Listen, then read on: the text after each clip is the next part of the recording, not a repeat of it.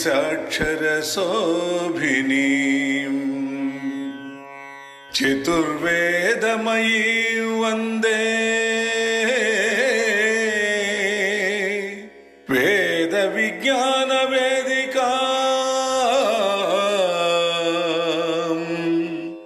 वेदविज्ञानवेदिकाम्।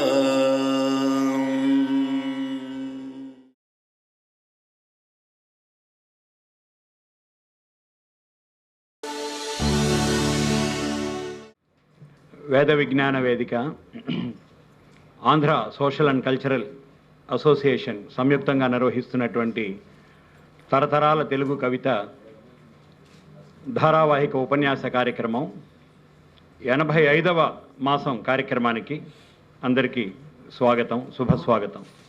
మా ఊరి వారు, మా ఆచార్యవర్యులు, యాక్చువల్గా మా తమ్ముడికి ఆయన ఆచార్యవర్యులు, తెలుగులో MA, MEd, PhD, PG diploma in education, విద్వాన్ తమిళంలో విద్వాన్, వీరి విద్యార్హతలు తమిళంలో కూడా చేశారు డిప్లొమా. తెలుగు, సంస్కృత, తమిళ భాషా ప్రావీణ్యులు. ప్రభుత్వ సంస్థల్లో పలు పదవులు నిర్వహించి సూళూరుపేట డిగ్రీ కళాశాలలో ప్రధాన తెలుగు అధ్యాపకులుగా పదవీ విరమణ గావించారు. అష్టావధానంలో పేరుగాంచిన ప్రజ్ఞాశీలి, ఆసువుగా పద్యాలు అల్లడంలో దిట్ట, కవి, అవధాని, పండితుడు, పరిశోధకుడు, పరిశీలకుడు, పర్యవేక్షకుడు, బాలకవి, కవితా కళానిధి, సాహిత్య సమన్వేష వీరు పొందిన బిరుదులు. అంతేగాక ఆంధ్రప్రదేశ్ రాష్ట్ర ప్రభుత్వ ఉత్తమ అధ్యాపక పురస్కార గ్రహీత వీరు. ఈ మధ్యనే కేంద్ర ప్రభుత్వం కూడా ఆయనకి ఒక బిరుదుని, ఒక సత్కారాన్ని అనౌన్స్ చేశారు. ఏప్రిల్లో బహుశా దాన్ని వాళ్ళు స్వీకరిస్తున్నారు. అవలోకన, అభినవ భువన విజయము, అమృత కలశము, అక్షర స్తోత్రాంజలి, అక్షయ ప్రణుతాక్షరి వీరి ప్రముఖ రచనలు. మన తరతరాల తెలుగు కవిత ఉపన్యాస ధారావాహికలో 71వ ప్రసంగం మహాకవి జాషువా కవిత ఆధ్యాత్మికత అనే అంశంపై అనర్గళంగా ప్రసంగించి మనల్ని మంత్రముగ్ధులు చేసిన వారు ఈనాడు 85వ ఉపన్యాసంగా తిక్కన మహాకవి కవిత ఔన్నత్యంపై ప్రసంగించబోయే వక్త, మా ఊరైన సూళూరుపేటకి గర్వకారణమైన తెలుగు భాషా మాణిక్యం. నా మాటల్లో వారి పరిచయం, నిజమైన పరిచయం.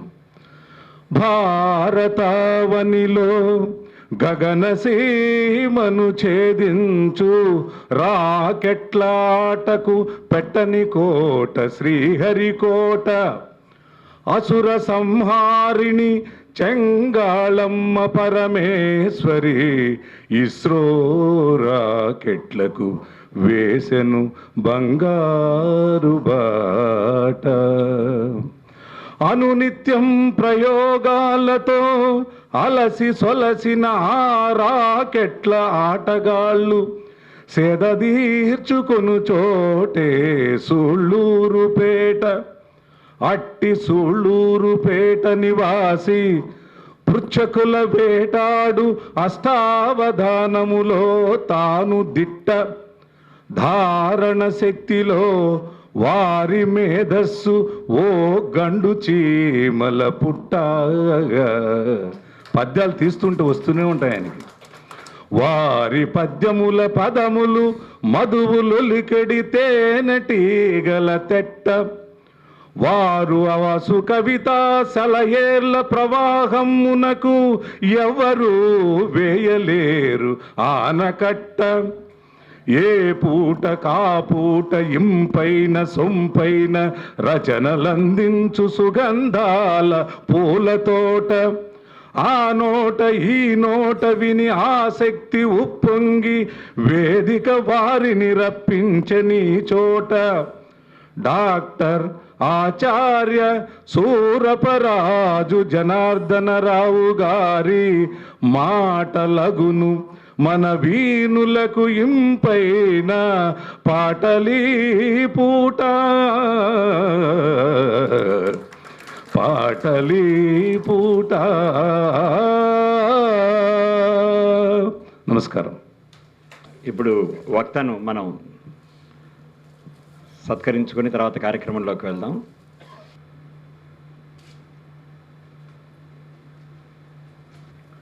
శబ్ద బ్రహ్మమయీ చరాచరమయీ జ్యోతిర్మయీ వాంగ్మయీ.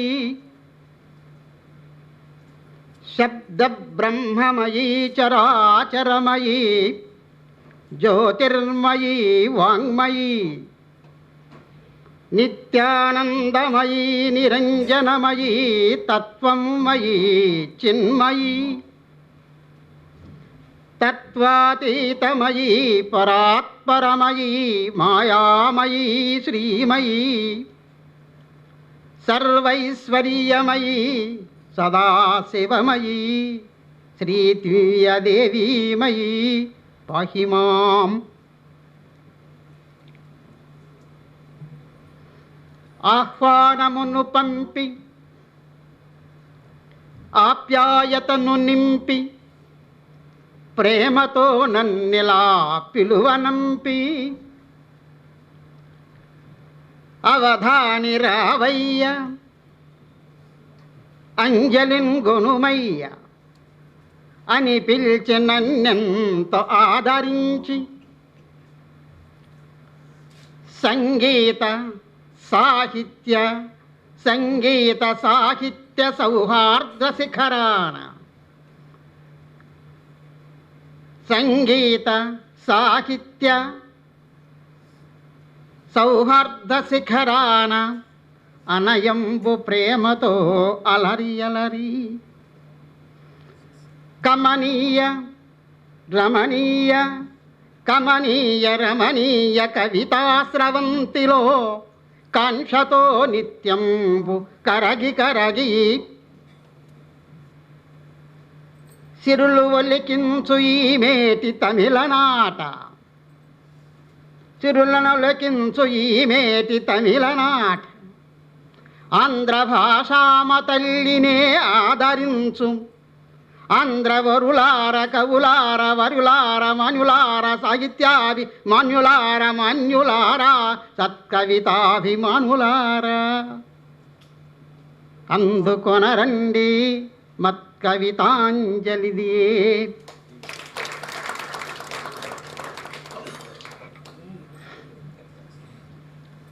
ఈ దృంమోహన మోహనాంగి వడిలో ఈ దృంమోహన మోహనాంగి వడిలో ఈ దివ్య క్షేత్రంబులో ఈ కవితావేసులు సత్కవీశ్వరులు మాన్యుల్మేటి సమ్రాట్టులన్ కొలువైయున్న ఈ చోటిటన్.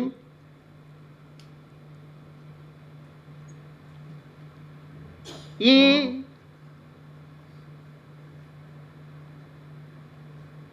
ఇక చెన్నై నగరానికి ఉంది అనుకోండి. ఈ మహానగరిలో ఈ విశ్వోదయ విశ్వమోహన కళ ఈ విశ్వోదయ విశ్వమోహన కళా వైదిగ్యమన్ పుల్చు. ఈ మాన్యోదయ మాననీయుల మహాసంస్థానమిచ్చోటిటన్. సాంద్ర మర్యాదన్ పొంది మదీయ వజ్జరి అనంత కీర్తిని పొందా. వాగ్దేవి నన్నలరింపవే వాగ్దేవి నన్నలరింపవే. కవితకున్ వాక్శుద్ధి నందింపవే దేవి సత్కవితకున్ వాక్శుద్ధి నందంపవే. నా నల్కపై నర్తింపవే పాహిమాం.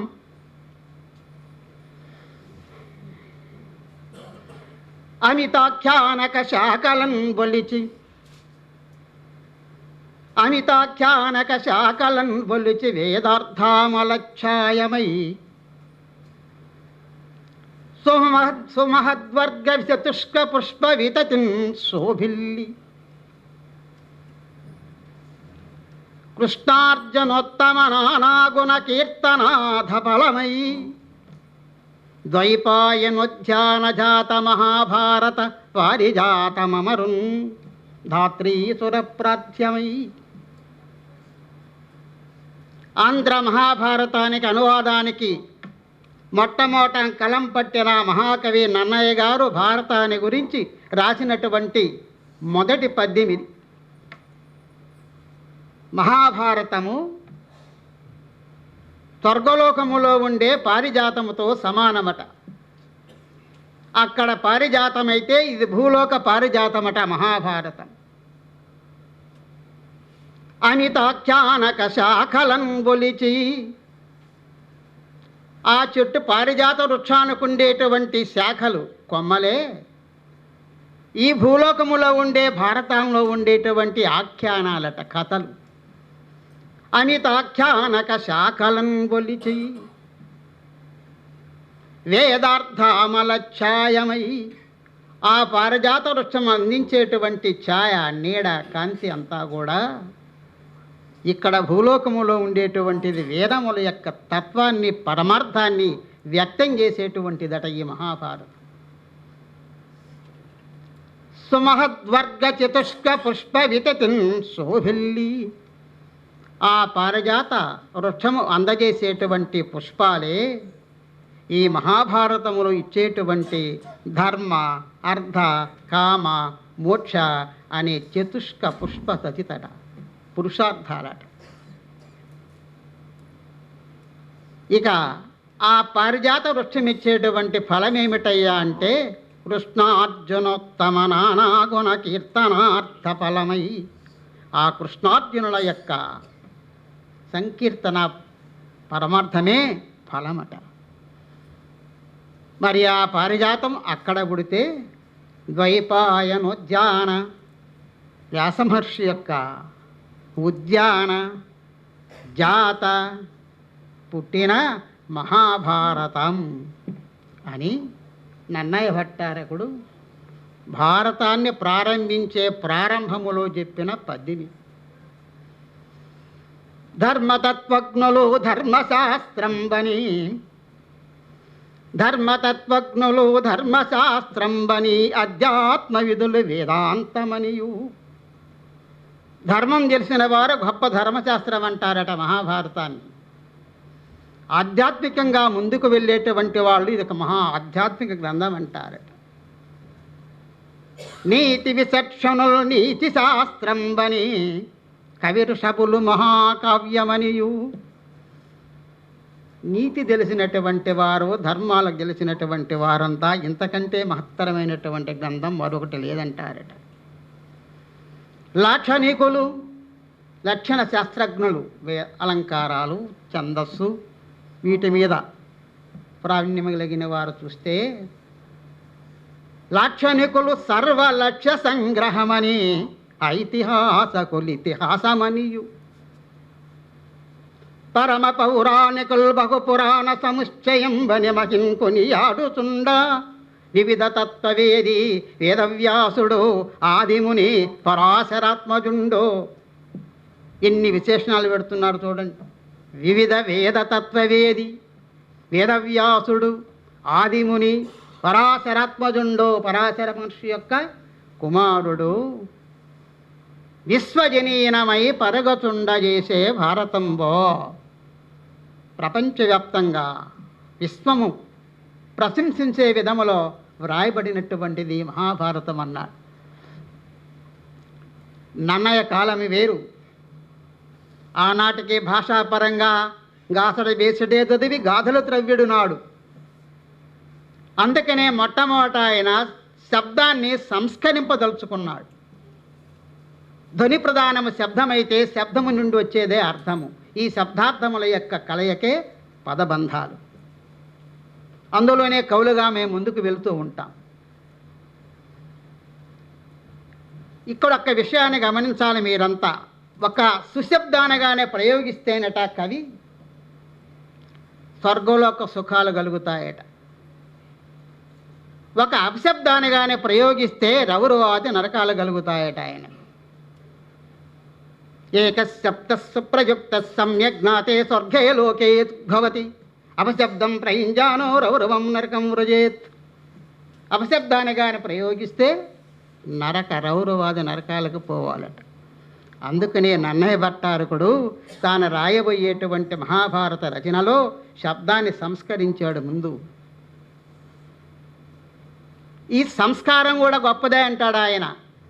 నేను ఎందుకు సంస్కరిస్తున్నానయ్యా అంటే సంస్కారార్థో నియమ అనీమాద్గ్రామ్యం యద్గ్రామ్యం తత్పభ్రంశ అంటాడు. సంస్కారం లేకపోతే భ్రష్టు పట్టిపోతుంది సమాజం, భాష భ్రష్టు పట్టిపోతుంది అనే నియమాలు పెట్టి తర్వాత తరం వారికి ఇచ్చిపోయాడు.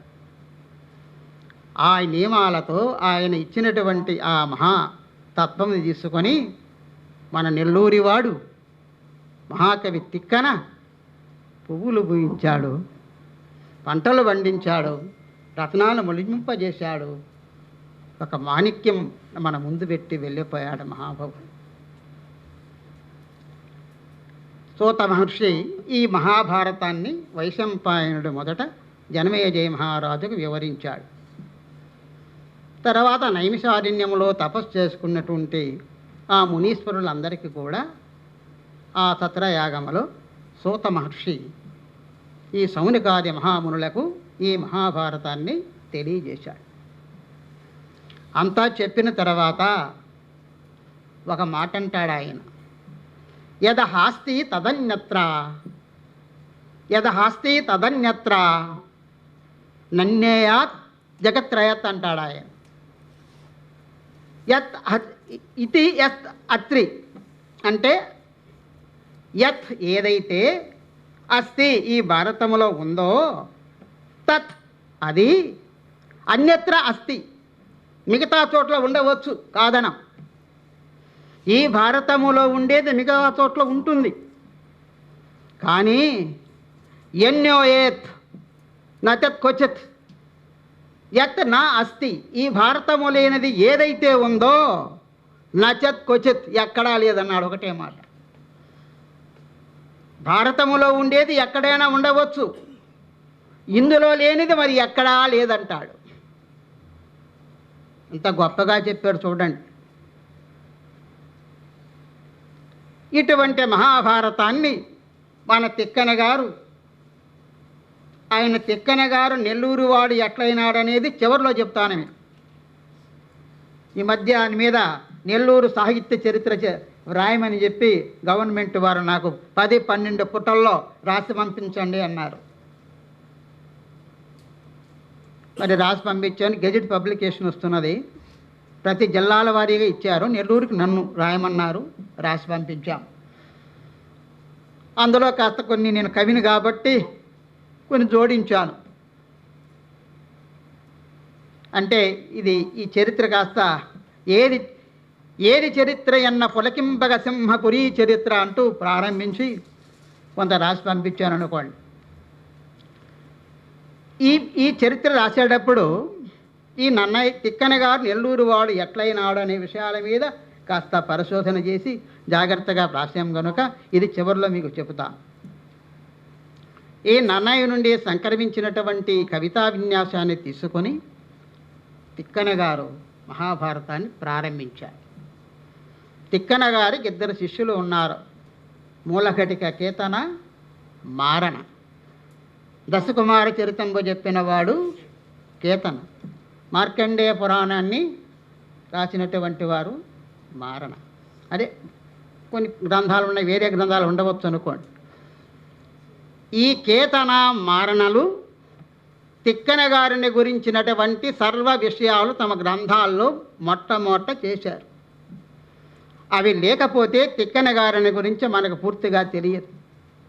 ఆ మహానుభావుడు 2 చోట్ల 2 మాటలు అన్నాడు. అమలోద్దత్త మనీషనేను భయ కావ్య ప్రౌఢి పాటించు శిల్పమునన్ పరగుడన్ కళావిదుడ ఆపస్తంభ సూత్రుండ గౌతమ గోత్రుండ మహేశ్వరంగి కమల ధ్యానైకశీలుండ అమ్మనకున్ కొమ్మన మంత్రికిన్ సుతుడా. ఎవరి అమ్మన, ఎవరి కొమ్మన? అమ్మనకున్ కొమ్మన మంత్రికిన్సుతుడా దిక్కాకొండ సన్మాన్యుడన్ అని ఒక చోట అంటాడు. సార కవితాభిరాము గుంటూరు యువుడు మంత్రి భాస్కరు మత్తి తామహుని తలచి. మా తాత మంత్రి భాస్కరుడు గుంటూరు యువుడు. నన్ను గౌరవించకపోయినా ఆయన చూసేనా నన్ను గౌరవిస్తారు కదా అంటాడు ఆయన. ఇక విరాట పర్వం, ఆయన ఆది సభా పర్వం, అరణ్య పర్వం అన్నీ తిక్కన గారు రచనా విన్యాసం ప్రారంభించినప్పటికే అవి ఉన్నాయట్టుగానే రాసినాడు మహాభారతంలో. ఆది పర్వం, సభాపర్వం, అరణ్య పర్వం కూడా నన్నయ్య గారు రాసినట్లుగానే ఆయన చెప్పున్నాడు. అందాది దొడంగి 3 కృతులు ఆంధ్ర కవిత్వ విశారదుండు. అందాది దొడంగి 3 కృతులు ఆంధ్ర కవిత్వ విశారదుండు విద్యాదైతుండు నచ్చే నన్నయ్య భట్టు తెలుగునని అంటాడు. కానీ ఈ మధ్యలో ప్రబంధ పరమేశ్వరుడు వచ్చాడు, వెరణ. ఇక్కడ ఒక్క విషయాన్ని గమనించండి, వాళ్ళ పేర్లు గమనించండి. ఆయన ఆది కవి. ఆది అంటే శ్రీ మహావిష్ణువు. 2 ఆయన కవి బ్రహ్మ, ఈయన సాక్షాత్ బ్రహ్మే. 3 ఆయన ప్రబంధ పరమేశ్వరుడు. చూడండి, పరమేశ్వరుడు పదంలో బిరుదిచ్చారు ఆయనకు. ఈయనకు కవి బ్రహ్మ, ఆయన ఆది కవి. పైగా నన్నయ్య భట్టు మొట్టమొదటి రాసిన శ్లోకం కూడా గమనించండి. శ్రీవాణి గిరిజాశ్చరాయుదతి అంటాడు. శ్రీ లక్ష్మీదేవి, వాణి సరస్వతి, గిరిజ పార్వతి. ఇది చూడండి ఎలా అయాచితంగానే దుల్లి వచ్చాయి. అందుకనే వాళ్ళ ముగ్గురు త్రిమూర్తులట. ముగ్గురే భువి త్రిమూర్తులు. ఈ ఉత్తర రామచరిత్ర మొట్టమొదట తిక్కన గారు నిర్వచనోత్తర రామాయణం రాసిన దానికంటే అప్పుడు కాస్త మరి వయసు వల్ల కావచ్చు, లేదా అప్పుడే రాస్తున్నాడు కాబట్టి కొంచెం ఉధృతంగా పద్యాలు రాశాడు ఆయన. నేనే మనగాడు అన్నట్టుగా రాశాడు. పలుకుల పందులేక రసభంగమ వడ్డు సుప్రాతపడ్డ మాటల తమ నేర్పు చూపి హృదయం బలరింపలేనిది కవిత్వమా అంటాడు. ఎక్కడో 4 మాటలు చేసుకొచ్చి అక్కడ పెట్టి అది కవిత్వం అవుతుందా అంటాడు ఆయన. చెప్పవలె కప్పు రంబులు గుప్పున గుప్పంగా వలెను. చూడండి, కప్పురపు పొడి ఎదజల్లినట్టుగా కవిత్వం ఉండాలట. కానీ భారత రచనకు వచ్చేటప్పటికే కాస్త తగ్గాడు. నా నేర్చిన భంగి చెప్పి వరణీయుడని యదభక్త కోటికిన్. చూశారా, నా నేర్చిన భంగి చెప్పి నాకేదో తెలుసు అంతవరకే. నా నేర్చిన భంగి చెప్పి వరణీయుడని యదభక్త కోటికిన్ అన్నాడు. కానీ అక్కడక చమత్కారాలతోనే ముందుకు వెళ్ళిపోయాడు. విరాట్ పర్వాన్ని నానా ఉర్జితగతోపేతంబు నానా రసోద్భుదయాల్లాసి అంటాడు. ఈ 15 పర్వాల గురించి ఇప్పుడు ఈ నాకు ఇచ్చినటువంటి 20 నిమిషాలు నేను పూర్తి చేయాలి కాబట్టి కొంచెం త్వరగా నేను వెళ్ళాలి. అందుకని విరాట్ పర్వములో కొన్ని ఘట్టాలు మాత్రమే సృష్టించుకుంటూ ఆ చివరి వరకు పోవాలి. కనుక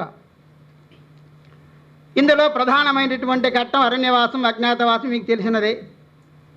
ఆది పర్వములో జననము, ఇక సభాపర్వంలో ద్రౌపదిని అవమానించడం, జోదం అనుకున్న మాట ప్రకారం అరణ్యవాసం, అజ్ఞాతవాసం అయిపోయింది, పూర్తయినది. ఈ అజ్ఞాతవాసములో పాండవులు వీరు అని గుర్తుపట్టలేని రీతిలో వ్యవహరించాలి కాబట్టి మారు వేషాలు ధరించుకొని విరాట మహారాజు కొలువులో ఉన్నారు. కంకబట్ట వేషముతో ధర్మరాజు, వలుడిని అనే వేషముతో భీముడు, బృహన్నల వేషముతో అర్జునుడు, గవాధ్యక్షులు, అశ్వాధ్యక్షులుగా నకుల సహదేవులు కాలం గడుపుతూ ఉన్నారు. సైరంధ్రి వేషముతో ద్రౌపది. ఈ పాండవులు ఎవరైనా గుర్తుపట్టగలరు. ఎక్కడ ఉన్నా 5 మంది ఒక భార్య అక్కడ ఉన్నదనుకోండి, అందరికీ అనుమానమే. అందుకని దుర్యోధనుడు కనిపెట్టే ఉన్నాడు. ఇక్కడ పాపం సైరంధ్రికి కొన్ని ఇబ్బందులు కలిగాయి.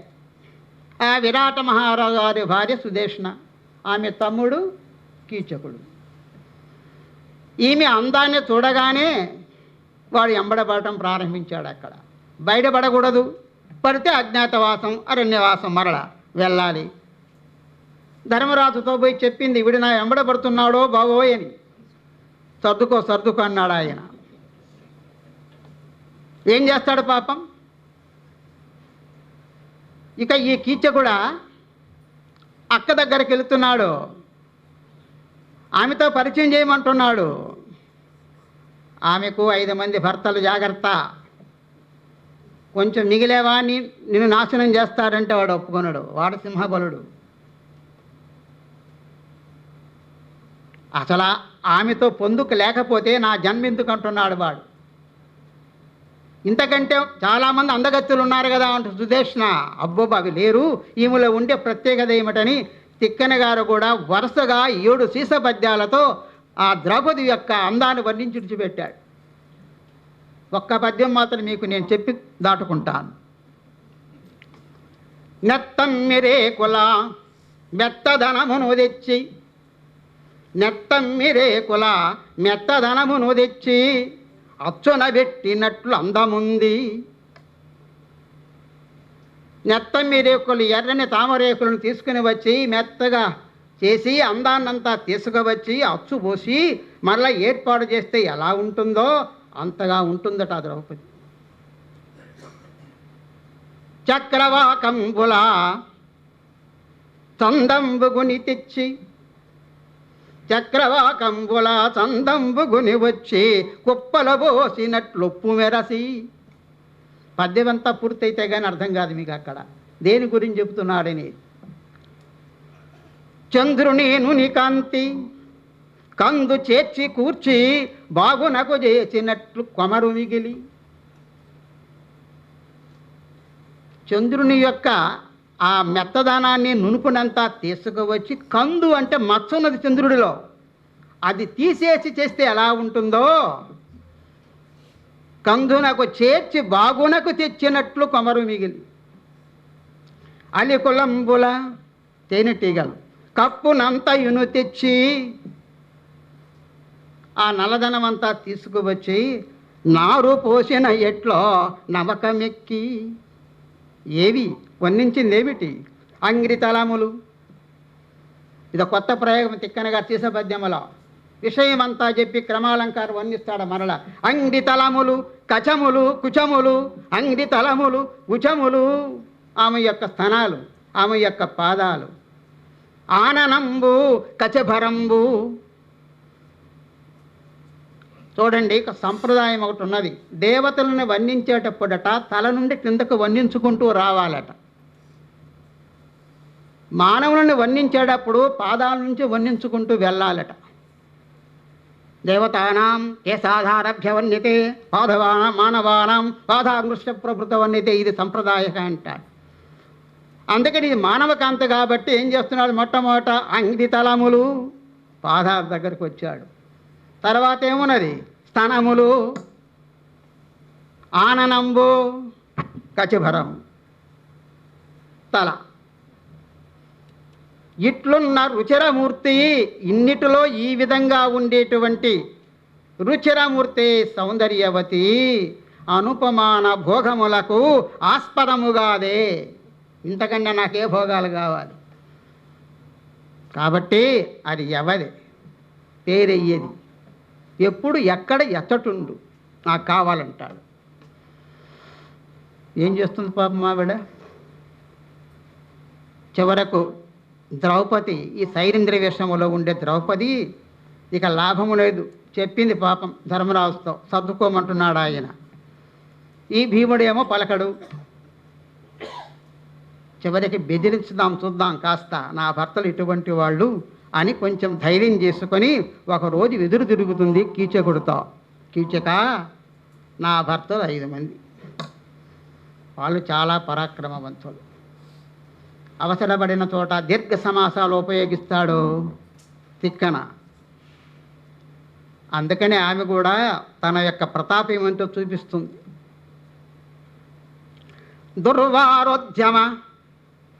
దుర్వారోద్యమ బాహు విక్రమ రసాస్తోక ప్రతాప స్ఫురత్ గర్వంధ ప్రతివీర నిర్మదన విద్యాపారగుల్ మత్పతుల్.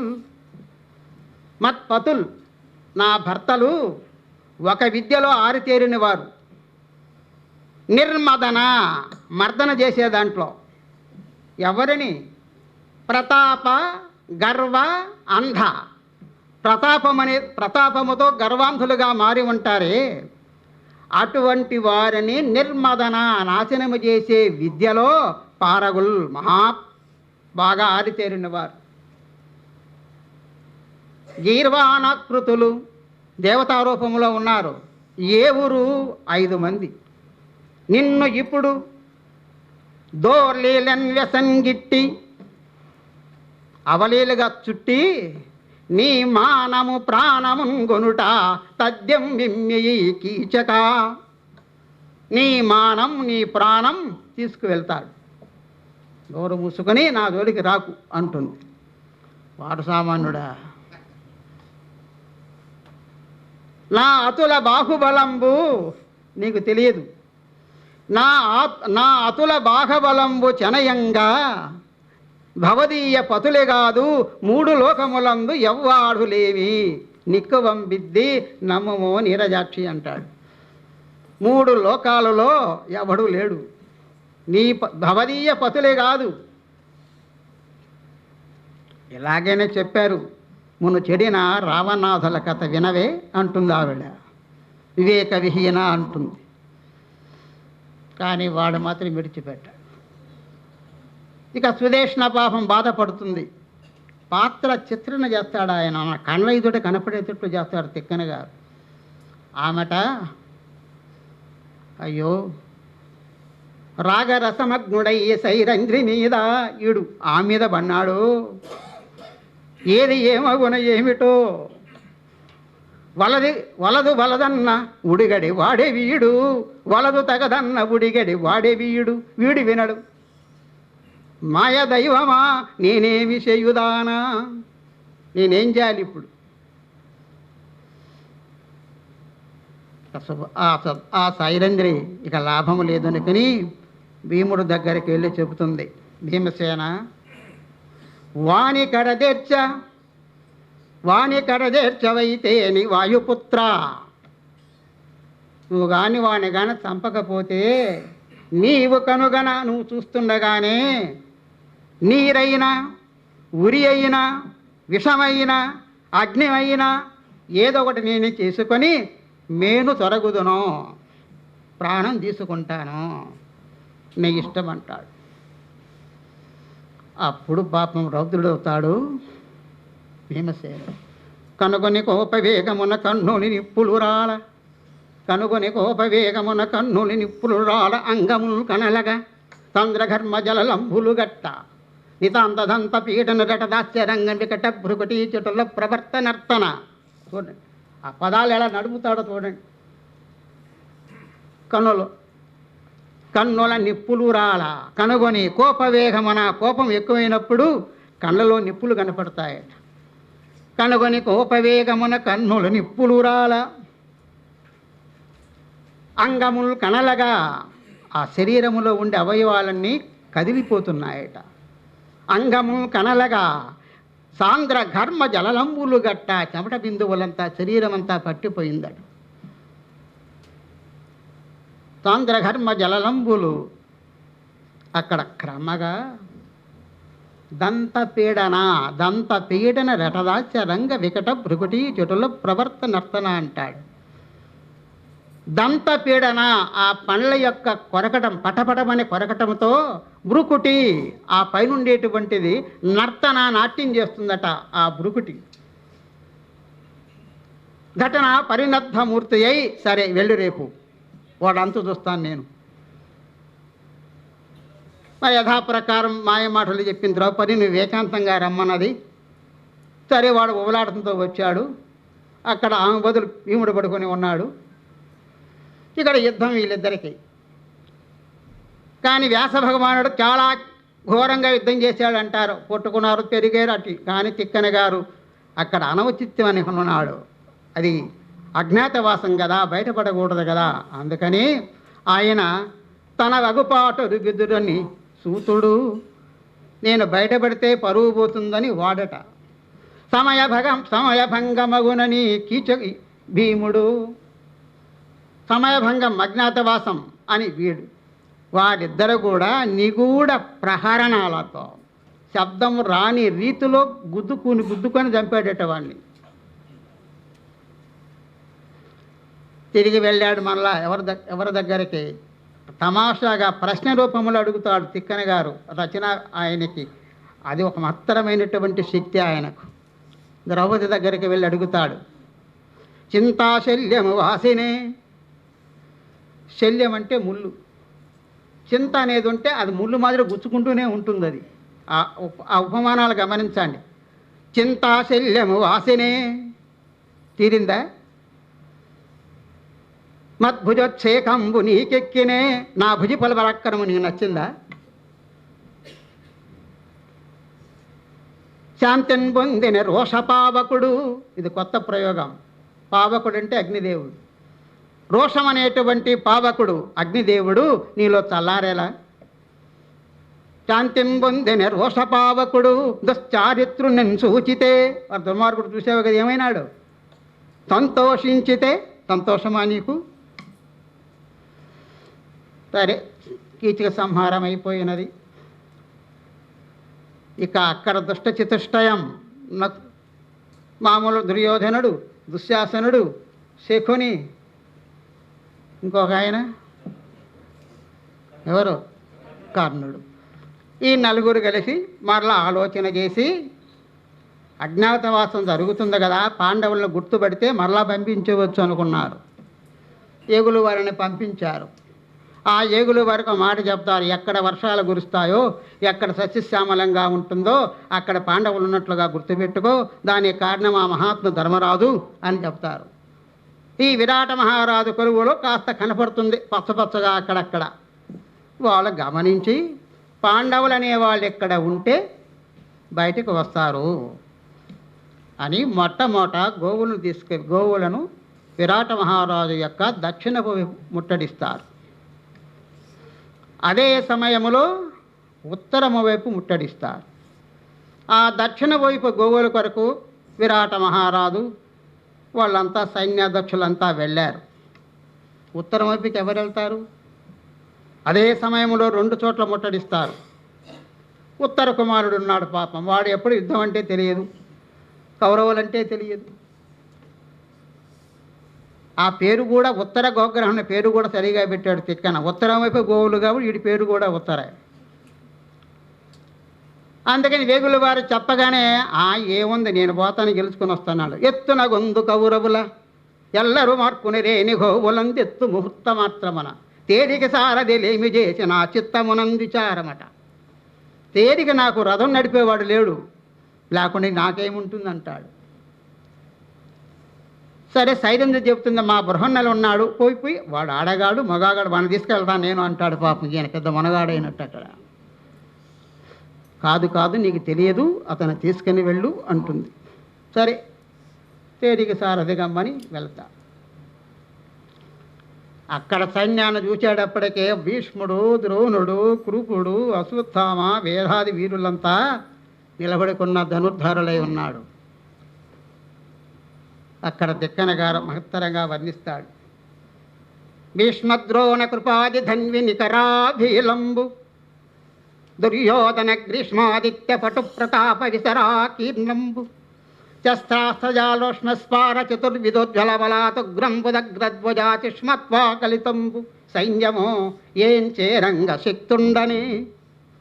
ఇప్పుడు అనిపిస్తున్నది, ఏం చేరంగ శక్తుండని నా వల్ల అవుతుందా? ఈ భీష్ముడు, ద్రోణుడు, కృపుడు ధనుర్ధారులై ఉన్నారట. ధన్వి అంటాడు ఆయన, ధనుర్ధారులై ఉన్నారు అని. ధన్వి శబ్దానికి ఇంకొక అర్థం కూడా ఉన్నది. సాల చెట్లు, మద్ది చెట్లు అంటారు. ఇవి చాలా పొడవుగా ఉంటాయి. వారు ధనుర్ధారులై ఉంటే ఈ కంటికి, ఉత్తర కుమారుని కంటికి ఆకాశమంత ఎత్తులో కనబడుతున్నారట వాళ్ళు. భీష్మద్రోణ కృపాది ధన్వినికరా భీలంబ భయంకరంగా ఉన్నారట. దుర్యోధన గ్రీష్మాదిత్యుడట. గ్రీష్మ ఋతువులో ఆదిత్యుడు, సూర్యుడు ఎలా మండిపోతాడో అంతకంటే మండిపోతున్నాడ ప్రతాపముతో. శస్త్రాస్త్ర, ఇది గమనించాలి. శస్త్రమన్న బాణం అంటారు, అస్త్రమైన బాణం అంటారు పండితులు. శస్త్రం లోహప్రయుక్తం, అస్త్రం మంత్రప్రయుక్తం. మంత్రాల ద్వారా వచ్చేది అస్త్రం. ఆయా మహనీయుల దగ్గరికి వెళ్ళి ఉపదేశం పొందాలి. నారాయణాస్త్రం, బ్రహ్మాస్త్రం, మృగాస్త్రం, ఇవన్నీ. శస్త్రాలంటే లోహాల చేత కత్తులు, కటారులు ఏవైనా కావచ్చు. అంతేగాని శస్త్రమైన బాణం, అస్త్రమైన రెండింటిని ప్రయోగిస్తాడు మహాకవి. శస్త్రాస్త్ర జాలోష్మస్పార, ఆ జాలు అలితాటి యొక్క ధ్వనులు పరస్పరమ ఘర్షణలతో ఉంటే భయంకరంగా పొగలు రేగుతున్నట. ఇది ఏం చేరంగ శక్తుండని అని చరముల సరాసనమనై రథముపై పడిమవేచి ఆ బాణాలన్నీ రథం మీద పెట్టి పలాయన మంత్రము పఠించన్. ఉత్తర కుమారుడు పోయి పట్టుకున్నాడు పాపం అర్జునుడు. వణికిపోతున్నాడు. నన్నేం చేయకు, ఇంటికి వస్తే ఇంత ఇస్తా నీకు సొమ్ము, మా నాన్నగారికి చెప్పి అర్ధరాజ్యం అంతా నీకు రాసిస్తా, నేను మాత్రం నా వలన కాదంట. ఊపిరుంటే ఉప్పు అమ్ముకుని బ్రతకవచ్చుదండి, నేను బ్రతకనంటాడు. పాపం అర్జునుడు ఎరవకమన్నా, ఎందుకు భయపడతావు, ఎరవకమన్న పోటు కురి వీరులతోడి, పోటు అంటే యుద్ధం, కురి వీరులతోడి నసత్యమన్న నీ ఉడుగు తేరికి సారథిగమ్ము, నీవు ఉడుగు సారథిగమ్ము నేనున్నానుగా అంట. నీ వల్ల ఏమవుతుందంటాడు. ఏం అర్జునుడని అంటాడు, చెప్తాడు పాప. ఇక సైన్యాన్ని సమకూర్చుకొని మళ్ళా యుద్ధానికి వస్తున్నాడు అర్జునుడు. ఇప్పుడు రథము నడిపేది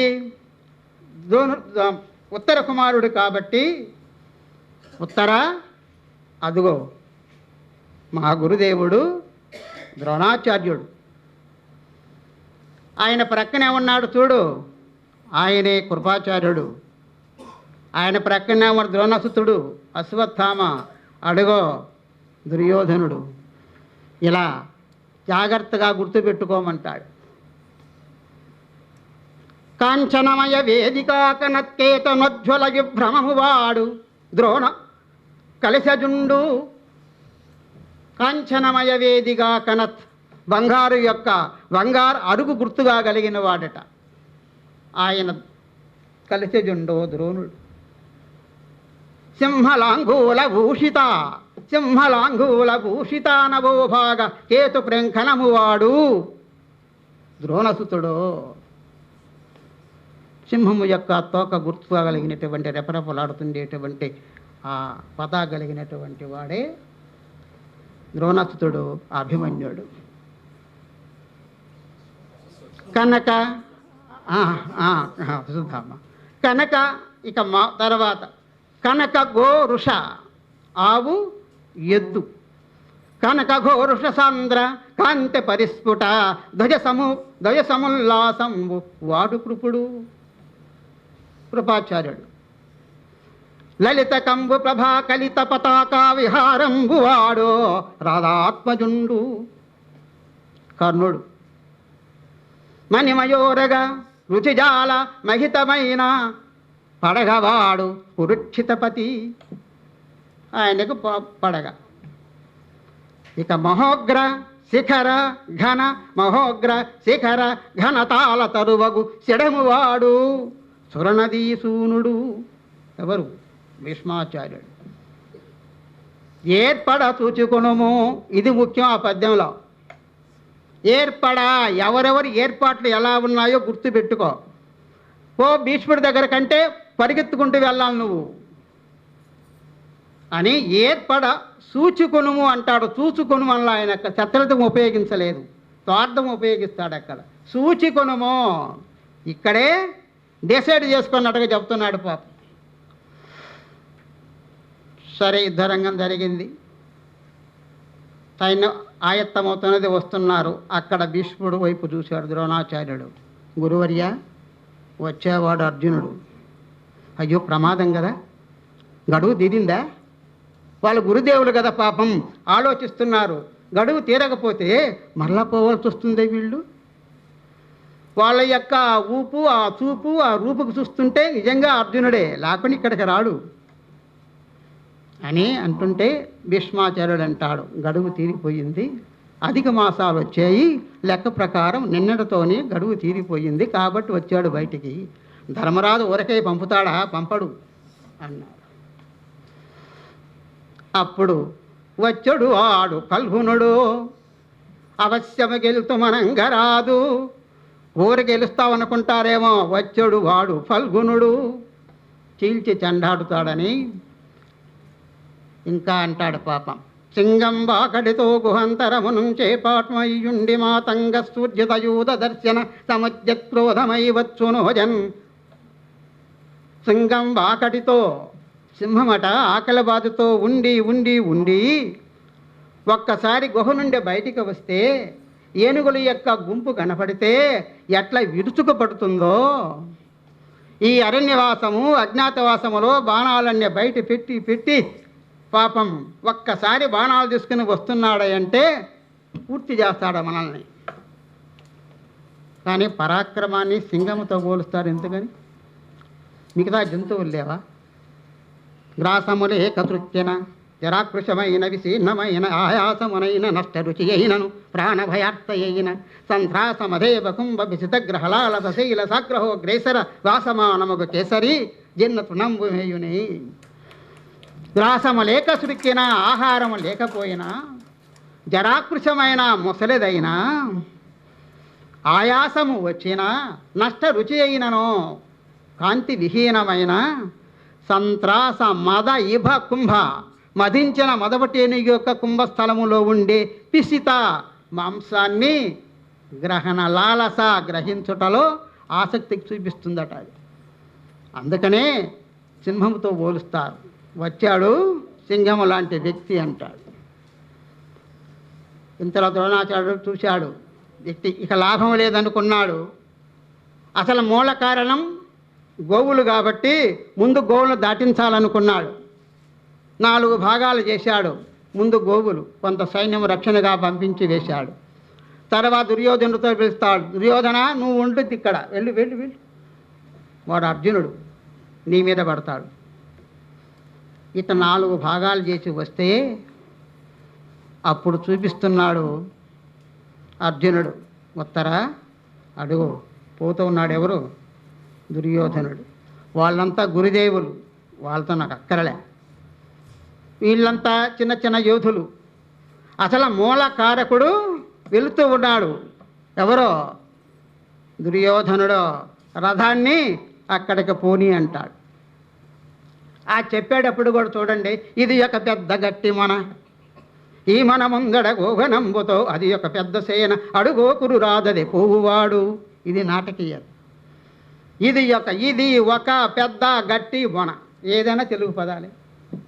ఇది ఒక పెద్ద గట్టి మన, ఈ మన ముందడ గోగనంబుతో అది ఒక పెద్ద సేన అడుగో కురు రాదదే పోవువాడు. చూస్తుంటే పోతున్నట్టుగా చదివేటప్పుడు అనిపిస్తుంటుంది. సరే, మొత్తానికి గోవులను తీసుకువచ్చారు. విరాట మహారాజుకు అప్పగించారు. బంధుత్వం కుదిరింది. పాండవులను తెలుసుకున్నారు. నా రాజ్యాన్ని పరిపాలించమన్నాడు విరాట మహారాజు. ధర్మరాజు కాదంటాడు. తర్వాత అభిమన్యుని యొక్క వివాహ ప్రస్తావన వస్తుంది. ఈ అభిమన్యుడు సుభద్ర యొక్క ప్రస్తావన వస్తుంది. ఈ సుభద్రకు తగినటువంటి వరుడు ఎవరు నా ఆలోచనలో పడినప్పుడు ద్రౌపది కాస్త ముందుకు మిగులుతుంది. ఇంకా ఎవరు? హరిమేనల్లుడు. ఎవరు? అభిమన్యుడు. హరిమేనల్లుడు. మనం కూడా మన వంశంలో ఎవరైనా గొప్పవాడు అంటే వాళ్ళ మనవడయ్యా అంటాం మనం. అలాగా ఇక్కడ కూడా చూడండి, హరిమేనల్లుడు మొట్టమొదటి చెప్పేసింది. పోనీ మేనల్లుడే కాదు, పరాక్రమవంతుడు కూడా. బాహువీర్యపటు శౌర్యస్ఫూర్తి, పరాక్రమవంతుడు. అంతేకాదు త్రైలోక్య సుందరుడు. అందగాడు, 3 లోకాల కంటే అందగాడట. ఆచార పవిత్రుడు, అంచెత కళాదక్షుండు దారుండు. అంచెత కళాదక్షుండు, నైపుణ్యం కలిగినటువంటి వాడు, కళా నైపుణ్యం. ఉదారుండు, కాతర పరిరక్షకుండు, ఎవరైనా భయపడితే దగ్గరికి వెళితే కాపాడుతాడు.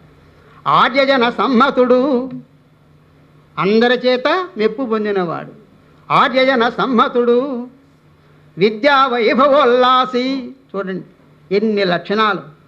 విద్యా వైభవోల్లాసి, గొప్ప విద్యావంతుడు. విద్యా వైభవోల్లాసి, త్రైలోక్య సుందరుడని చెప్పాడు ఇక్కడ. అచ్యురుతేజుండు, చాలా గొప్ప తేజస్సు కలిగిన వాడు. వరించుగాక అభిమన్యుండి సరోజాననం, ఇంతకంటే ఇంకా వేరేదేమును.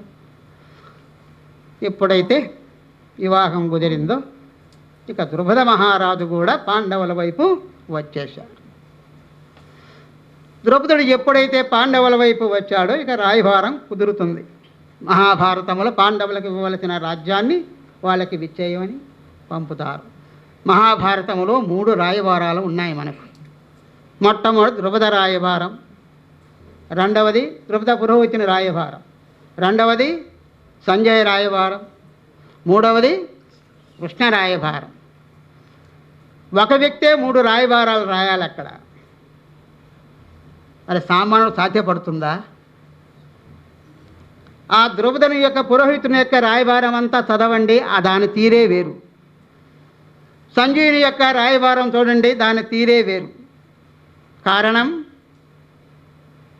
ఆయన తిక్కన సమరయోధుడు. అక్కడ మనమసిద్ధి మహారాజుకి సమస్తము ఆయనే. రాయబారి ఆయనే, సైన్యాధ్యక్షుడు ఆయనే, ప్రజా నిర్వహణ ఆయనే. కేతన గారు అంటాడు, మనమసిద్ధి మహారాజ సమస్త రాజ భార ధౌరేయుడు అభిరూప భావభజుడు అంటాడు. సమస్తాన్ని నడిపినటువంటి వాడు తిక్కనేనట. ఈ ద్రుపద పురోహితుని పిలిచాడు. వీడు బ్రాహ్మణుడు, ఉన్నట్లు చెప్తాడు. అక్కడికి వెళ్ళాడు అంటే కాస్త వెనక ముందు కుతంత్రాలు తెలియవు కాబట్టి ఉన్నట్లు చెప్పాడు. ధృతరాష్ట్ర మహారాజా, న్యాయంగా వాళ్ళకి ఇవ్వవలసినటువంటి అర్ధరాజ్యాన్ని ఇచ్చేయండి, లేకపోతే పాండవులు వస్తారు, మీరు చస్తారు అంటాడు. ఒకటే మాట. వచ్చేస్తాడు పాపం. వీడి వెళ్ళిన తర్వాత వీడి వెళ్ళి ఏం చెప్తాడో అని భయపడి ధృతరాష్ట్ర మహారాజు తన ఆంతరంగికుడున్నాడు సంజయుడు. ఈ సంజయుని విలవనంపి వాడికి బాగా నూరిపోస్తాడు. కయ్యము వియ్యము 2 చెడిపోకూడదు. చూడండి ఆ గుడ్డానికి ఎంత ఊహ ఉందో చూడండి. కయ్యము వియ్యము పొసగని రీతిని ఆయన్ని ఒప్పించాలి, మెప్పించాలి. యుద్ధానికి మళ్ళా పురికొల్పకూడదు, శాంతపరచాలి. నీ నైపుణ్యాన్ని ప్రదర్శించమంటాడు పాపం. అందుకని సంజయుడు రాగానే ధర్మరాజు దగ్గరకు రాగానే కృష్ణుడు కూడా అక్కడే ఉన్నారు. చూడగానే మృక్కిద వాసుదేవునికి మృక్కిద వారికి వీరికంటూ నమస్కరించుకుంటూ వచ్చి నేరుగా ధర్మరాజు దగ్గరికి వెళ్ళి ఇక్కరణాకరుణ్ శరణ వేడెద కోడెద ప్రదశాంతికై అంటాడు.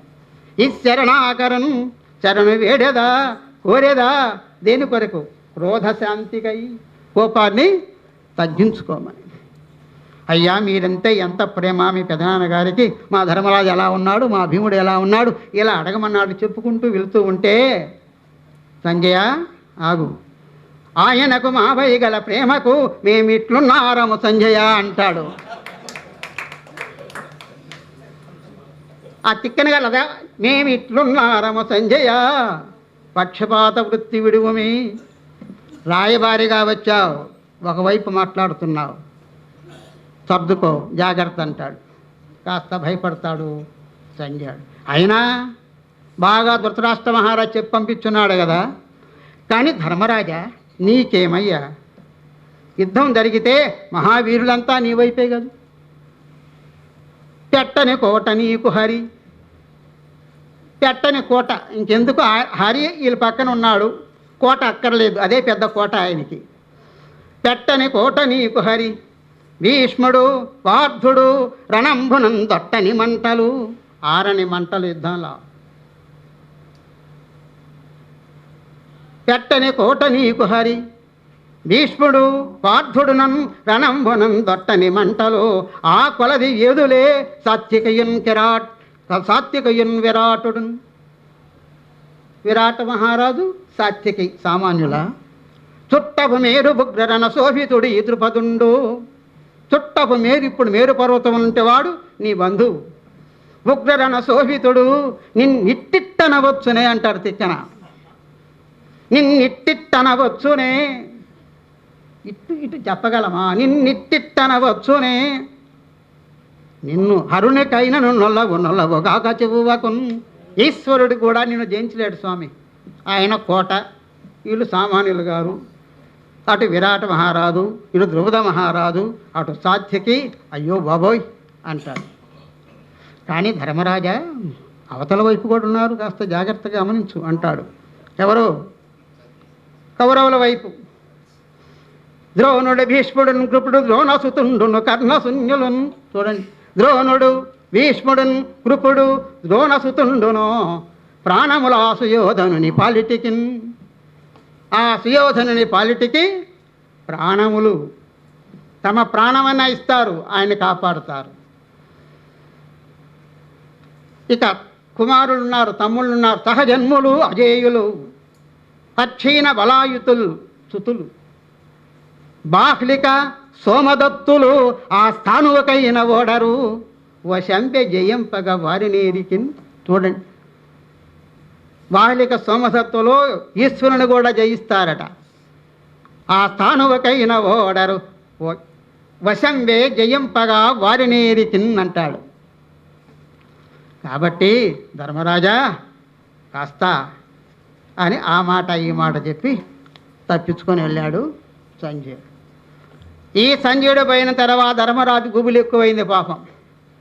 ఈడేం చెప్తాడో మహానుభావ. అక్కడికి వెళ్ళి యుద్ధం అనేది జరిగితే ఆ వైపు బంధువర్గం ఉన్నది, అంతా సోదరులే కదా, మనసులో ఎక్కడో కాస్త బాధ. అందుకని కృష్ణుని పిలవనంపాడు. ఇది 3వ రాయభారం. కృష్ణ, పగ అనేది ఉండకూడదయ్యా. చిక్కెన గారు అంటాడు, పగ అడగించుడంతయు శుభంబు అది లెస్స అడంగుని పగన్ పగ పగగొన్న మార్కుక పోవక ఉండగవచ్చుని ఏమి గతింతలంచినను పగకు మేలిమిలేమి ధ్రువంబు కేశవ. పగ అనేదానికి, పగ అనేది ఉంటే ఎదుర్కోవాలి, అది అడిగిపోదు.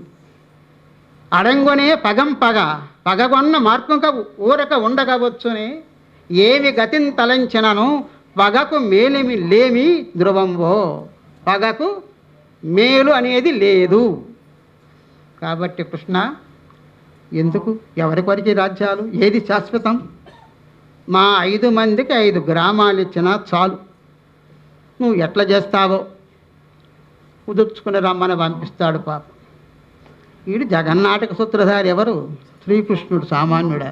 వెళ్ళవచ్చు కదా. భీమార్జునుల దగ్గరకు పోతాడు నేరుగా. ఏమయ్యా, మీ అన్నగారు 5 మందికి 5 గ్రామాలు ఇచ్చే సంధి కుదుర్చుకుంటూ పంపిస్తున్నాడు, మీకు సమ్మతమేనా అంటారు.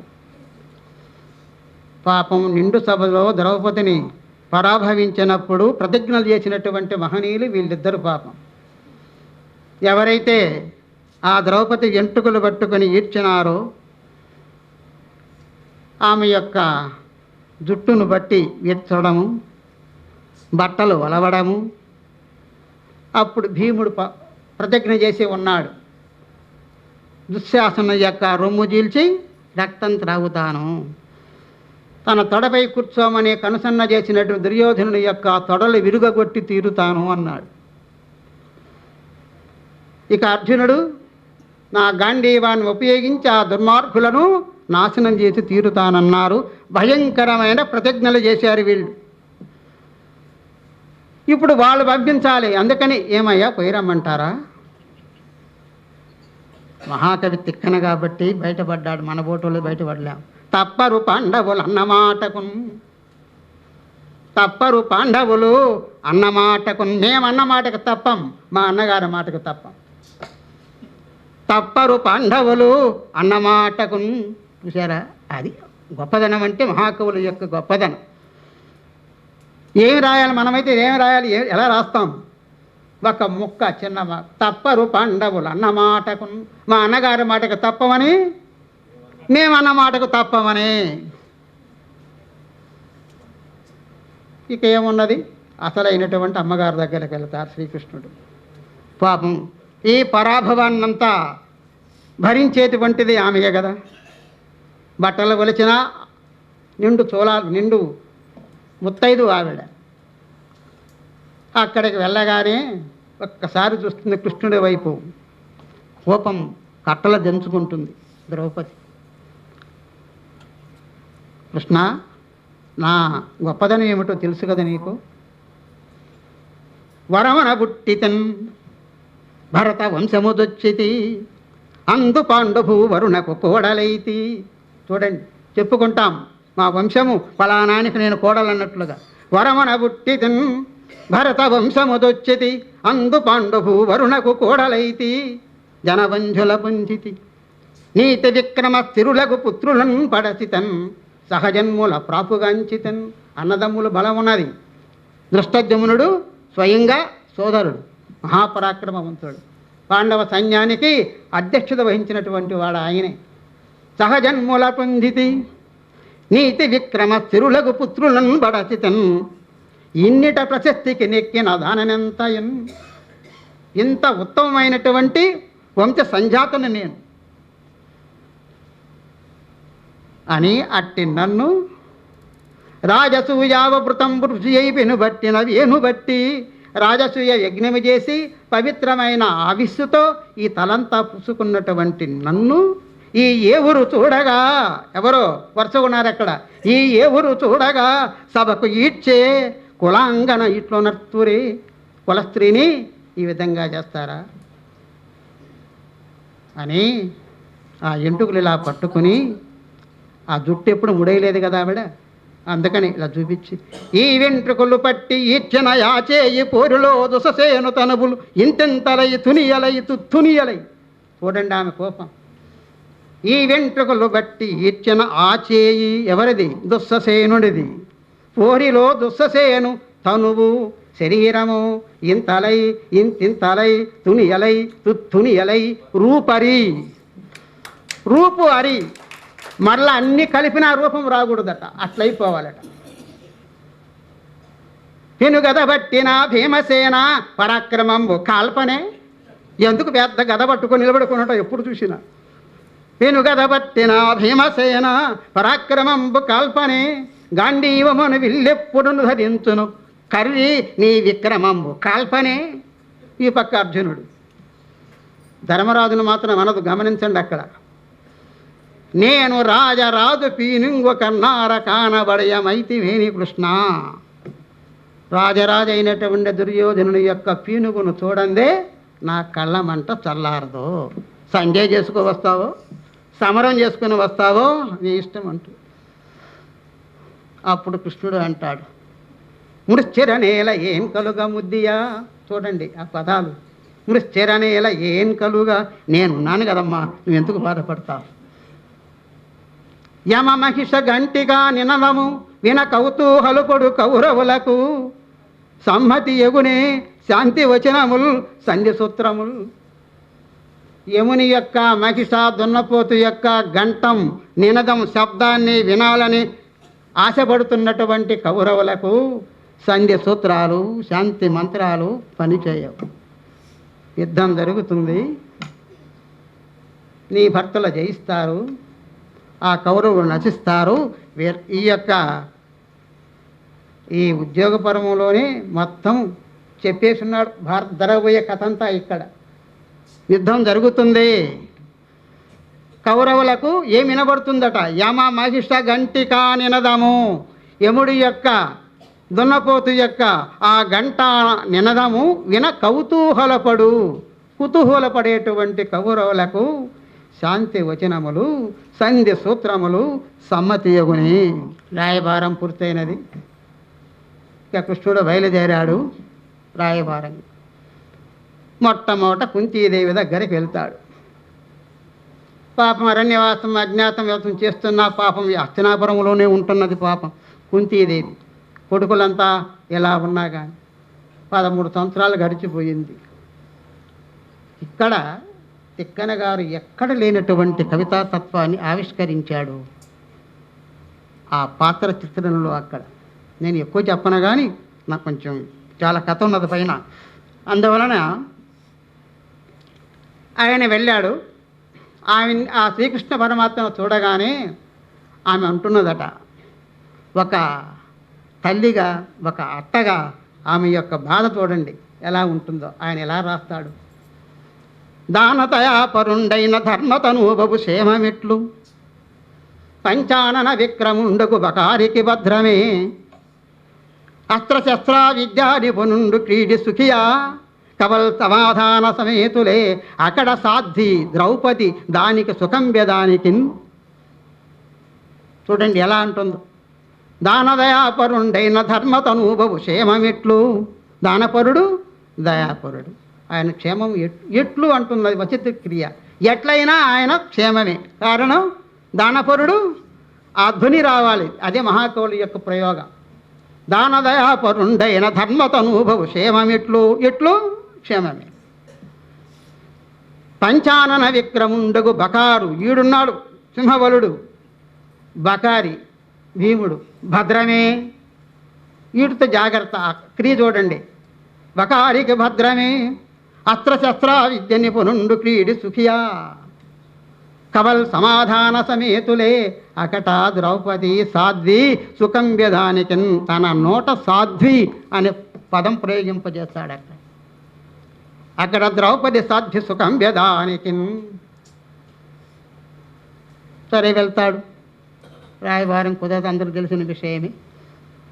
ఇక భీష్మ పర్వం, ద్రోణ పర్వం, కర్ణ పర్వం, వరుసగా ఒక్కొక్కడు పోతూ ఉంటారు.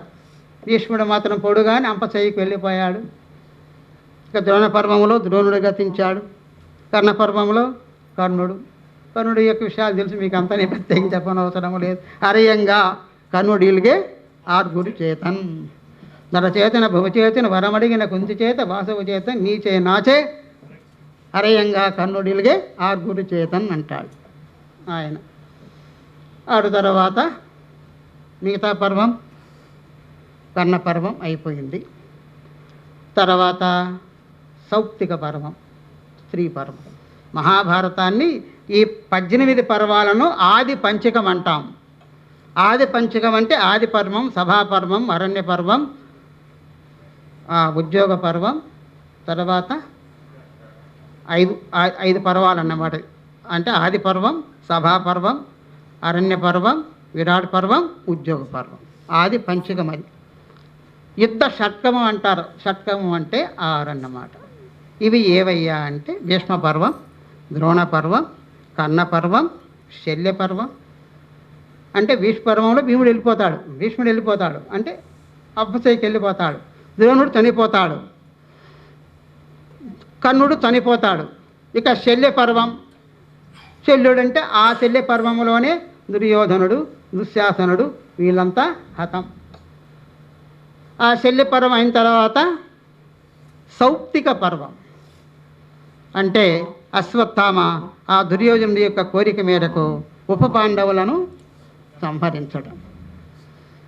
ఈ ఉప పాండవులలో కూడా తిక్కన గారు చాలా మహత్తరంగా రాస్తారు. ఆయనేమో చంపినవాడు గురుపుత్రుడు, చంపడము అన్యాయం. ఆ పిల్లలు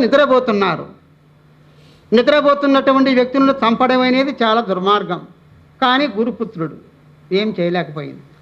అందుకనే ఎదురుగానే అడిగింది, ఉద్రేకంబునరారు శస్త్రధరులై యుద్ధావనిన్ లేరు కించద్రోహంబును నీకు చేయరు. ఇంత ద్రోహం కూడా నీకు చేయలేదు కదా.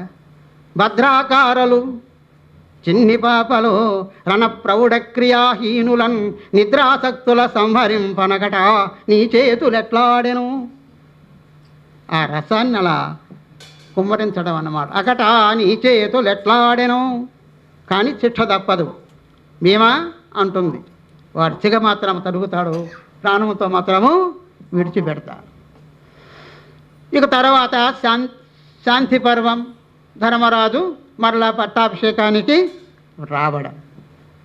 పట్టాభిషేకం అనంతరము అశ్వమేధ యాగం. అది అయినంతరము రాజ్యాన్ని భాగించాడు, తాను తప్పుకున్నాడు. ధృతరాష్ట్రుడు ఇంకా బ్రతికే ఉన్నాడు. ధృతరాష్ట్రుడికి పాండవుల వైపు బ్రతికినటువంటి వాళ్ళు పాండవులు, కృష్ణుడు, ద్రౌపది.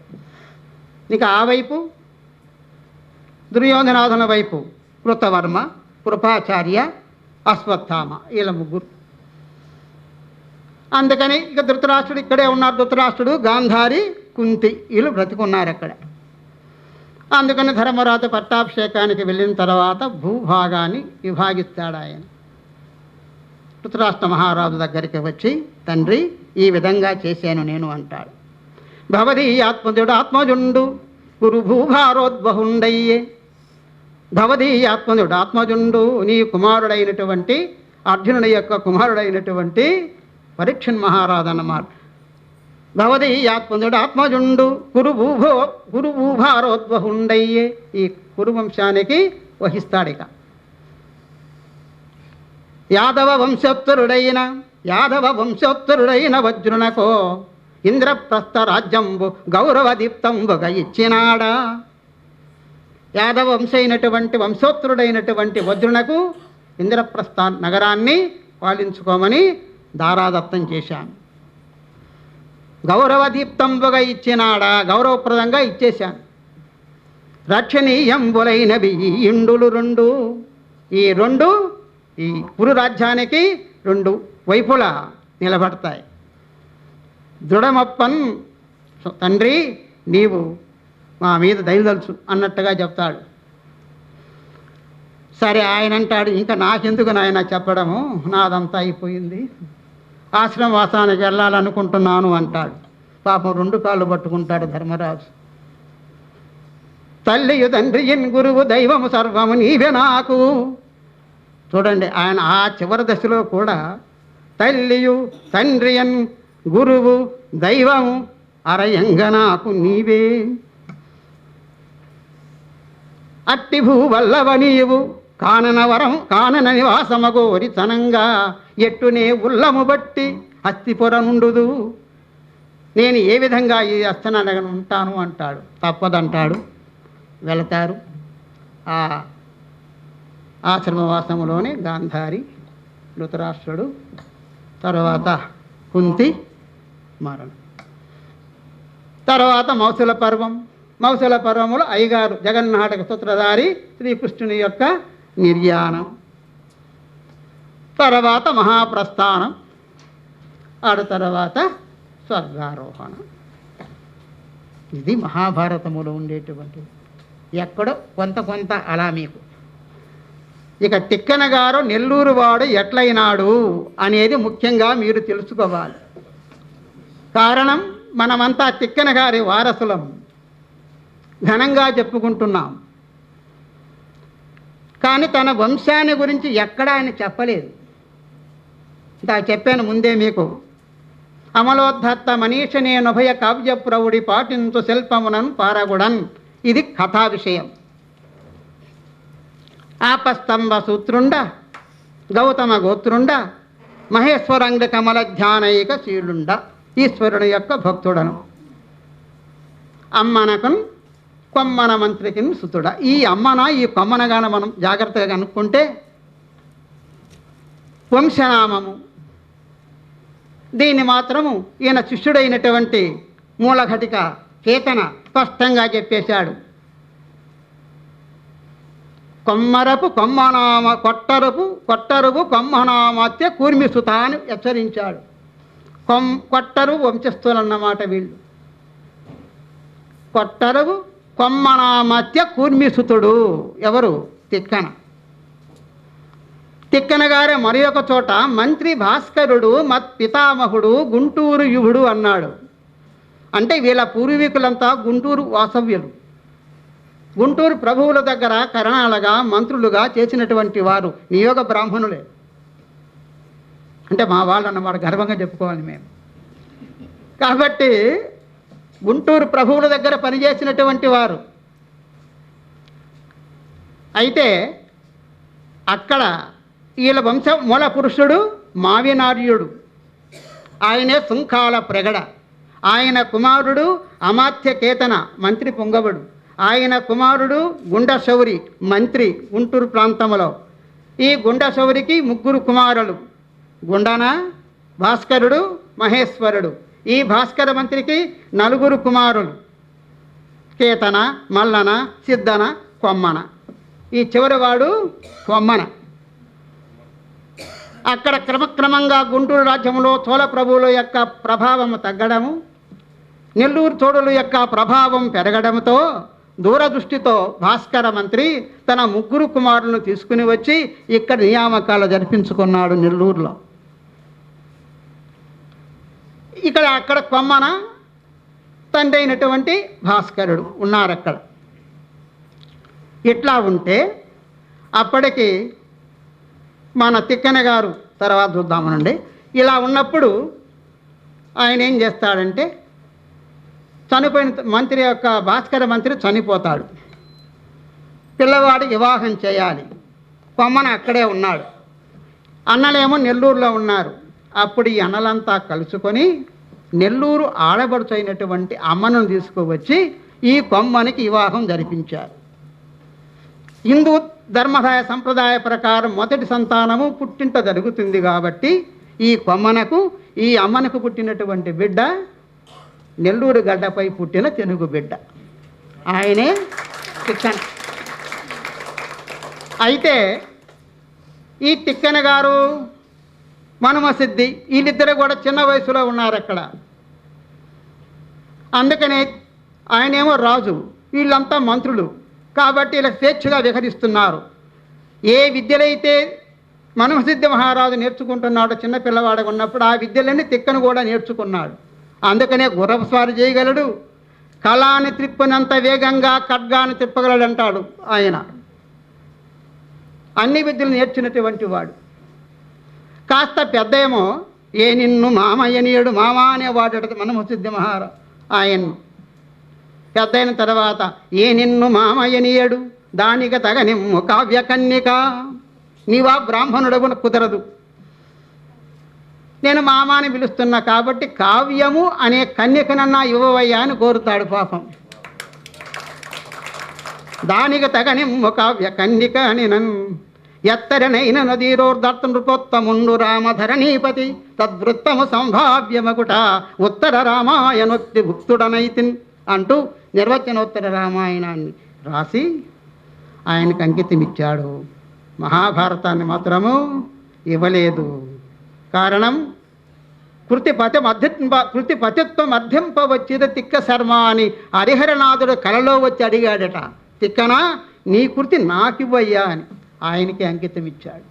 నరులకు మాత్రం ఆయన ఇవ్వలే. అయితే ఇక్కడ ఇంకో విషయం చెప్పాలి. ఆ తిక్కన గారు పుట్టినది ఎప్పుడో తెలియదు కానీ చనిపోయినది మాత్రం శాసనాల్లో కనపడుతున్నది అక్కడక్కడ. అంబర రవి శిశిశాకాబ్దం బులుచన కాలయుక్తి భద్రపదమాసంభున అంబరమని బింబం వనదగో తిక్వ యజ్వ బ్రహ్మము చేరన్ అని అవి మాత్రం తెలుస్తున్నది కానీ ఆహ్వానంబును పలికినారు కవిత ఆస్వాదనం గోరి పిలిచారు. ఈ గంట నా ద్వారా పలికించారు. ఆ తల్లి సరస్వతి ఎంతకాలం కొనసాగిస్తుందో నాకు తక్కువ వయసేమి లేదు. ఈ మధ్య రాసినటువంటి పుస్తకంలో కూడా చెప్పుకున్నాను. వయసే పైబడే ఏండు హెచ్చే తనువే వార్ధక్యమున్ పొందే నిశ్చల నిర్వ్యాజ నిసర్గ వైఖరులు నిస్సారం బొలవుతుండే నీ దయయే నాయదయందు నిల్ప కవిత ధారా ప్రసన్నార్థకిందని. కాబట్టి ఆహ్వానంబును పలికినారు కవిత ఆస్వాదనం గోరి మీరు ఆహ్వాయంతును తింప నవ్య కవిత వైవిధ్యమం చూప నా జిహ్వాగ్రమ్మున నిల్వమమ్మ జనని. ఆ తల్లిని కోరాను, ఏదో నా శక్తి. ఇక్కడ ఇంకొక విషయం మీకు చెప్పాలి. ఇటీవల ఇది కూడా ఈ మధ్య ఒక పుస్తకాన్ని రాశాను నేను. అది రాసిన మరుక్షణమే నాకు మహత్తరమైనటువంటి శ్రీ వెంకటేశ్వరుని భక్తుడను నేను చిన్ననాటి నుండి. అలా చిన్ననాటి నుండి నన్ను ఆనుకునంగా తలంచునట్టి నీ తలపున కేంద్ర సంగు కవితార్చని ఏది స్వీకరింపుమని ఆయనకి అంకితం ఇచ్చాను. ఆ అంకితం ఇచ్చాడు. అప్పుడు చివరొక మాట రాశాను. దారిని చూపి సత్తవన ధారను నాకు అనుగ్రహించి దారిని చూపి సత్కవన ధారను నాకు అనుగ్రహించి సద్ధారణ నాకు సంగి అవధానిగా నీ నలరారునట్లుగా ఆశిషులు అందజేసి ఇవన్నీ ఆయన ఇచ్చినవాడు. ఏ తీరున నీ రుణంబు నిల తీర్చుదునో అని సంశయించి, ఏ విధంగా నీ రుణం తీర్చుకోవాలి, ఏ తీరున నీ రుణంబు నిల తీర్చుదునో అని సంశయించి లోనారసి అక్షరాంజలికి హారతి పట్టితి హస్తమూర్చితిన్. కోరిక తీరే సత్కృతికి కూర్పు లభించను, నీ పదాబ్జములు కూరిమితో సృశించుటకు కూరుచునున్నదను గ్రహింపుమా అని రాసి బయటికి వచ్చాను. తపాల వచ్చింది. కేంద్ర ప్రభుత్వం వారు international institute of education and research Delhi సంస్థ వారు బెస్ట్ ఎడ్యుకేషనిస్ట్ అవార్డు నాకు ప్రకటించారు. ఏప్రిల్ 10వ తేదీన ఆ అవార్డు కొరకు అక్కడికి వెళ్ళాలి. కానీ తెల్లవారి మరలా ఒక టపాల వచ్చింది. ఇండియన్ సోలిడారిటీ కౌన్సిల్ ఢిల్లీ వారు నాకు మరలా ఒక అవార్డు ప్రకటించారు. రాష్ట్రీయ విద్యా గౌరవ గోల్డ్ మెడల్ అవార్డు. ఇది కూడా అక్కడే అదే రోజు ఇస్తున్నారు. మూడవది ఢిల్లీ సంస్థ వారు మరలా సర్టిఫికేట్ ఆఫ్ ఎడ్యుకేషనల్ ఎక్సలెన్స్ అనే సర్టిఫికేట్ను కూడా, ఇప్పుడు ఆయనను పోయి రావలయు హస్తినకుని అన్నాడు శ్రీకృష్ణుడు. ఆయన జనార్దనుడి, నేను జనార్దనుడిని కాబట్టి ఆయనను పోయి రావలయు హస్తినకు అత్తట అవార్డుల మాటలు ఎట్లయినను అక్కడ ప్రదేశములన్నీ సూచి రావాలని కాబట్టి వెళుతున్నాను. ఇక మీ ఆశీస్సులతో ఈ కార్యక్రమం ముగించి, ఇక ఉగాది వస్తున్నది కాబట్టి నాకు మరలా మీ ఆశీస్సులు దొరకవు కనుక మీకు ఒక ఆశీస్సులు చెప్పి, ఇక తర్వాత మొదటి నుండి మా రెడ్డి గారు, మా ప్రాంతీయుడు, మా అభిమాని, మా ఆత్మీయులు, వారికి కాస్త ఆశీస్సులు చెప్పి, ఇక వచ్చినటువంటి మీ అందరికీ కూడా నా నమస్కారాలు అందజేసి, నన్ను నిత్యము ఆశీస్సులు అందిస్తున్నటువంటి ఆ తల్లి సరస్వతీదేవికి నమస్కరించుకొని, మహాకవి జాషువా గారికి అంజలి ఘటించి ఈ 4 కార్యక్రమాలు 4 పద్యాలతో పూర్తి చేసి మీ నుండి సెలవు తీసుకుంటాను. మొదట మీ అందరికీ హేమలంబై శుభాకాంక్షలు చెప్పేదానికి ఎక్కువ చెప్పాను. 1-2 పద్యాలు. ప్రగతి పదమున జీవన పరిధిలోన, ప్రగతి పదమున జీవన పరిధిలోన ప్రతి క్షణంబును మనములో పరవశింప, వాంఛలరించి నూతన వత్సరంబు, వాంఛలరించి నూతన వత్సరంబు మధుర రీతిని మిమ్ముల మనుచుగాత, కలలు పలింప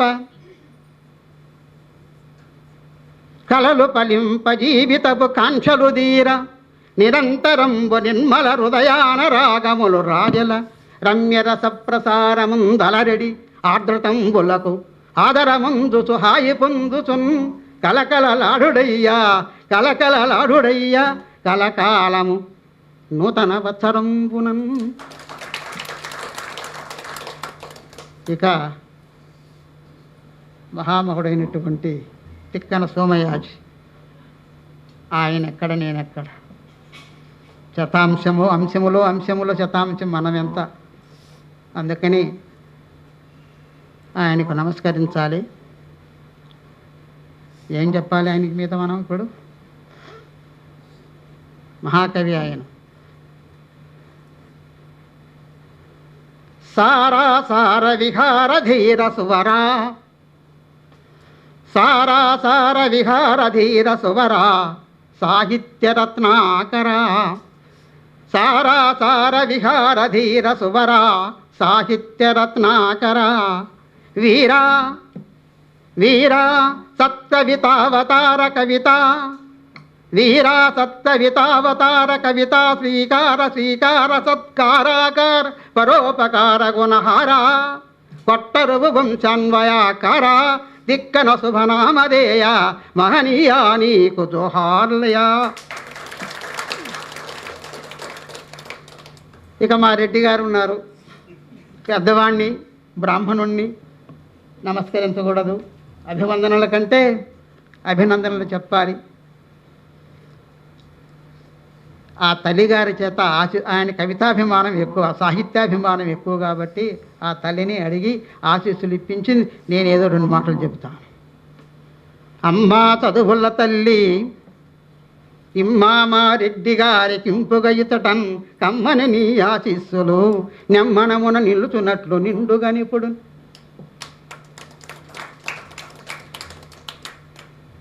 ఇక నా కవితారంగమునం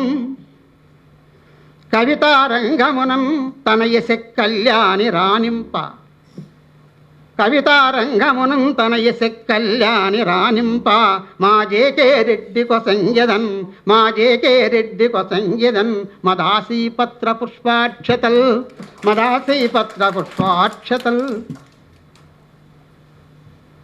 ఇంకా నన్ను నిత్యము ఆరాధిస్తున్నటువంటి ఆ మహాదేవి. నేను చాలా ప్రాంతాలు తిరిగాను. నాకు సన్మానాలు కూడా ఇతర రాష్ట్రాల్లో జరిగాయి. మైసూరులో జరిగింది, కాశీలో నేను పిహెచ్డి చేశాను, కాశీ హిందూ విశ్వవిద్యాలయంలో. అక్కడ అవధానం జరిగింది.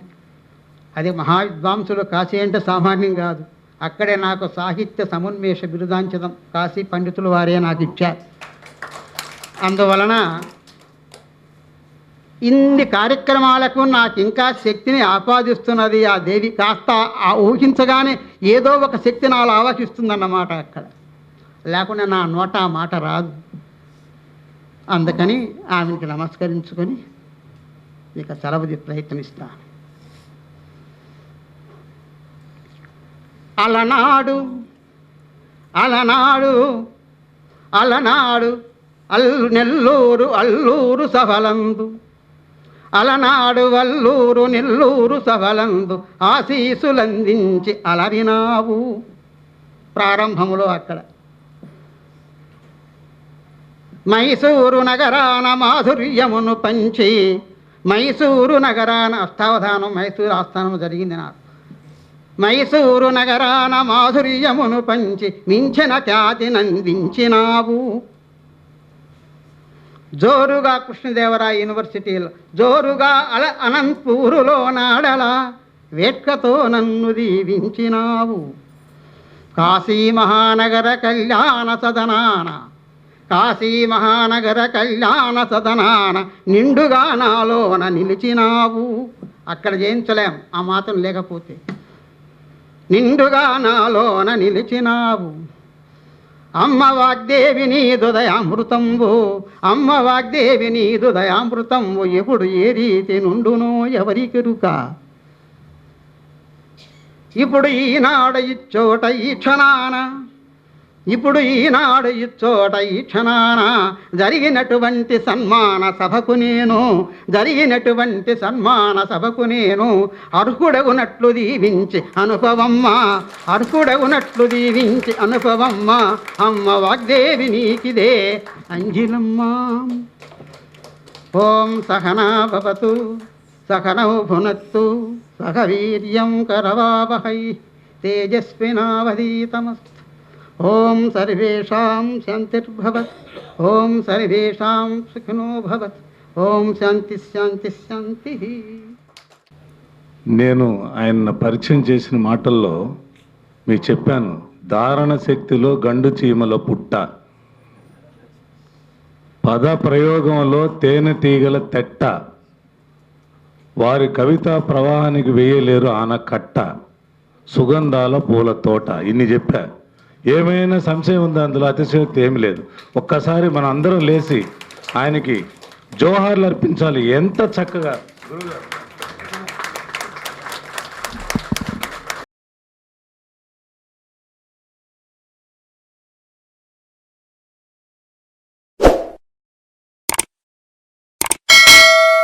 దయచేసి లైక్ చేయండి, షేర్ చేయండి మరియు సబ్స్క్రైబ్ చేయండి.